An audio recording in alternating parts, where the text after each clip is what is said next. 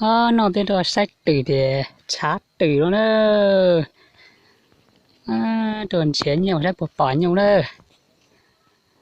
Từ luôn là để chán nhiều xí đó.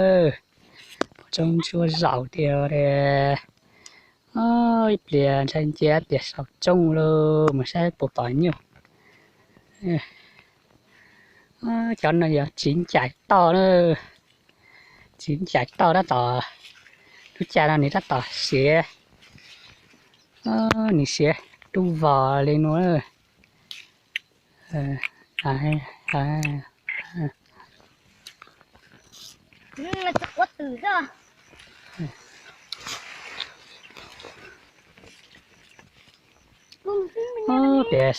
Để sau trong xí thì cho chín chạy to nó gọi thế lúc cha để cho chín chạy to nó nì xế nữa. Ta tỏ chỉ một cái lúc ta này. Nó biết được sai nhiều nữa. Chế nhiều nó nữa, chỉ bỏ nhiều đi.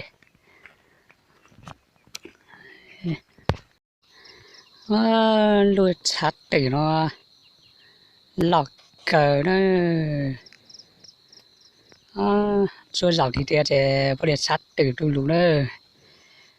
Nếu chặt từ lời nó mà lan chế từ thế rồi. Trên chế cái lúc giống tu thế dạo tôi chỉ bỏ từ nữa. Nó chặt dạo phua thế. Chỉ lách từ rồi. Ôi chặt từ đã cả thì bố biểu là chó trông gần chỗ giàu sát từ nó có lẽ sát từ đôi lúa thế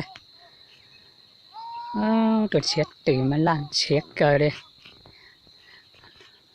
nó mà chặt giàu phua thế chết chỉ lách từ chọc phua thì nó